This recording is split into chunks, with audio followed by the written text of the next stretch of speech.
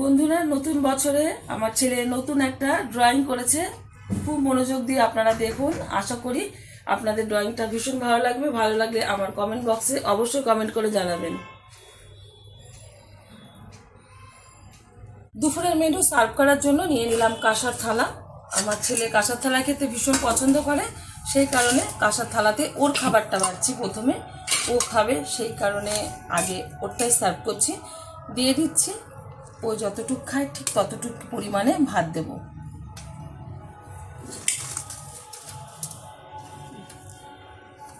সুন্দরভাবে ভাতটা একটু সাজিয়ে দিচ্ছি, যেহেতু বাচ্চা মানুষ একটু ভাতটা সাজিয়ে দিতে হয়।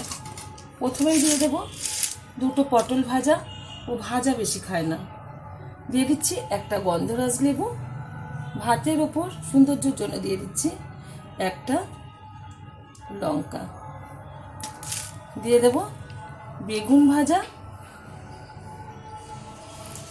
দিয়ে দিচ্ছি ইঁচড়ের বড়া। ও কিন্তু এতটা খেতে পারবে না, তবুও আমি থালাটা সুন্দরভাবে সাজিয়ে দিচ্ছি, সেই কারণে আমি এগুলি দিচ্ছি। মেনুগুলো দিয়ে দিচ্ছি উচ্ছে দিয়ে কুমড়ো দিয়ে ভাজা। থালাটা সরিয়ে দিচ্ছি।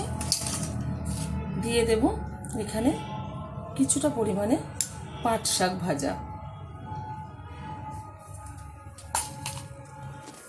এখন দিয়ে দেব একটা বাটিতে ডাল, আম দিয়ে ডাল। যেহেতু মাটন হয়েছে, একটু খাবে না বেশি, সেই কারণে দিয়ে দিলাম ডাল। এবার দিয়ে দেব এর মধ্যে মাটন, যেটা ফেভারিট আমার ছেলের, তো সেটা দিয়ে দিচ্ছি। ও একটু মাটন খেতে ভালোবাসে, আর আমাদের বাড়িতে কিন্তু সপ্তাহে 1 থেকে 2 দিন, তারও বেশি কখনো হয়ে যায় মাটনটা আমরা একটু বেশি খাই। দিয়ে দিচ্ছি মাটন সুন্দরভাবে।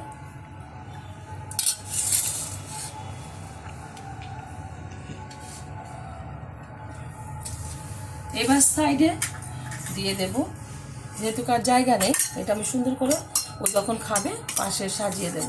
দিয়ে দিচ্ছি টমেটোমের চাটনি, এটা কাজু আর কিশমিশ দিয়ে করা।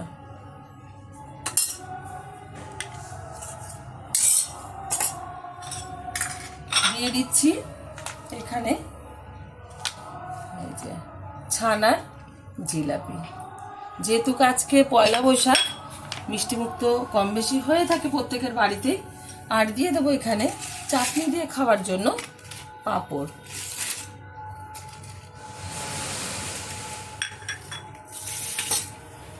এখন দিয়ে দেব ঘরে পেতে রাখা দই।